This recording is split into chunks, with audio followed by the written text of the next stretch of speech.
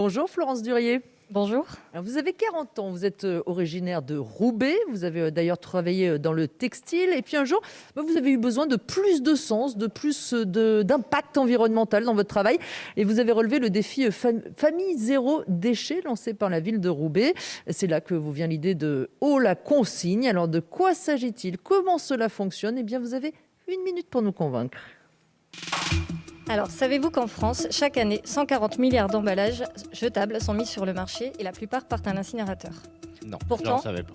En réemployant nos contenants, nous évitons des déchets, nous diminuons notre impact carbone et nous économisons de nombreuses ressources naturelles. Oh la consigne permet le réemploi de contenants comme les bouteilles, les plats, les bocaux, les bacs pour les professionnels de l'industrie alimentaire. Concrètement, nous accompagnons nos clients, brasseurs, producteurs, restauration collective, pour adapter leurs contenants et leur organisation au réemploi. Nous proposons des services opérationnels, la collecte, le tri, le lavage et le conditionnement de ces contenants qui reviennent comme des neufs chez nos clients. Et nous proposons également des outils de communication et une application de gestion de la consigne et des stocks pour les points de collecte. Notre prochain projet de développement, nous sommes en pleine levée de fonds pour implanter dès 2022 le premier centre de tri et de lavage qui pourra laver des millions de contenants dans les Hauts-de-France. Ah oui, des millions de contenants, carrément. Ah oui. Eh ben voilà, bravo, on est très heureux en tout cas de soutenir Florence, votre projet. Alors Florence, comme chaque jour, Nathalie Carré, notre partenaire de CCI France, a regardé votre dossier pour voir quelles sont ses forces, ses faiblesses. Bonjour Nathalie. Bonjour Carole, bonjour Florence, bonjour Emmanuel. Coucou. Alors qu'est-ce que vous pensez de ce projet ? Eh ben déjà, bravo pour ce modèle vertueux du réemploi. En plus, vous le simplifiez en supprimant ce qu'on attendait comme étant le plus important, finalement, la monétisation de la consigne. Et puis, votre explication sur l'avantage du réemploi par rapport au recyclage est hyper claire et plutôt motivante pour s'y mettre.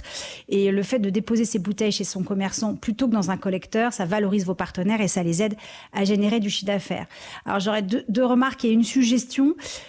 Quand on va sur votre site, le premier réflexe, en fait, ça peut être de se dire, moi, je trie mon verre, donc ça suffit bien comme ça. Donc, du coup, persuadé de bien faire, hop, on quitte rapidement votre site internet. Du coup, mettez en avant, à côté de la mission, la phrase qui dit, effectivement, ça interpelle, pourquoi casser et refondre une bouteille après une utilisation alors qu'elle pourrait avoir jusqu'à 5 ans de vie? Ça donne envie d'aller plus loin. Puis vous dites au brasseur, vous verrez, c'est simple, on vous aide, mais là, du coup, il faut vous croire sur parole et vous contacter pour en savoir plus. N'hésitez pas à montrer un cas d'usage avec des explications, une vidéo des coulisses de la mise en place dans un commerce, par exemple, pour que l'entreprise intéressée puisse elle-même juger de la simplicité, qui est une notion assez relative. Et puis une suggestion pour déployer votre modèle, parce que plus facilement dans toute la France, brasseur par brasseur, ça peut être un peu long.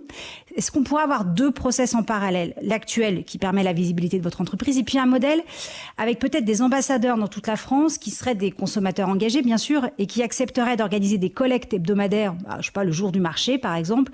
Ils feraient une première sélection des bouteilles qui peuvent être réemployées ou pas. Ensuite, il pourrait y avoir une sorte de blablacar des bouteilles pour les acheminer vers un point régional ou alors vous viendriez les récupérer. Et donc, vous feriez le tri final.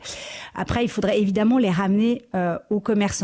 En tout cas, déployez-vous en vous appuyant sur la solidarité des consommateurs. Ils sont nombreux et ils sont partout en France. Ça vous parle, Florence, les conseils de Nathalie ? Alors oui, déjà sur la communication, effectivement, on sait qu'on doit aller plus loin sur le site internet, qui est une première version. Et C'est vrai qu'elle a raison, parce que moi, je suis le premier à me dire, une fois que j'ai mis ma bouteille à recycler, j'ai fait mon geste écolo. Et c'est vrai que j'ai découvert en allant sur votre site, ça paraît tout bête, mais c'est vrai que jusqu'à 50 utilisations, ça nous parle tout de suite plus que quand on voit juste faites un bon geste, d'une certaine manière.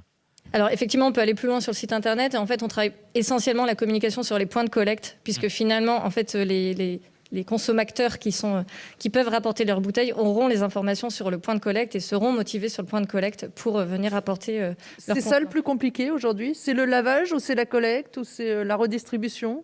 Alors, il y a plusieurs sujets, effectivement. Il y a le gisement des contenants, et donc il y a faciliter le retour des contenants. Donc, toutes les solutions opérationnelles aujourd'hui de collecte, de tri, de lavage et de conditionnement n'existent plus ou n'existent pas sous cette forme-là. Et donc, ça, c'est nécessaire pour que ça revienne.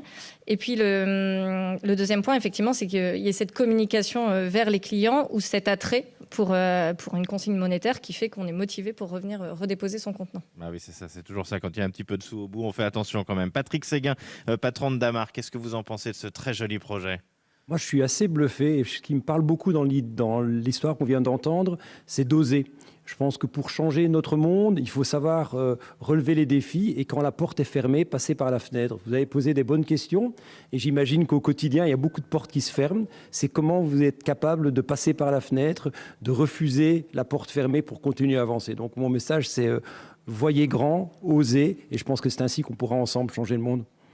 Merci Florence Durier, vous êtes donc la fondatrice de Haut la Consigne, spécialisée dans le réemploi de contenants comme les plats ou les bouteilles. Et Nathalie Carré, on vous dit à demain. Si vous aussi vous voulez venir présenter votre belle entreprise, c'est simple, une seule adresse mail, e1-lafrancebouge@europe1.fr, et vous aurez comme ça peut-être la chance de faire partie de nos candidates ou de nos candidats en route pour les trophées de l'avenir Europe 1 La France Bouge.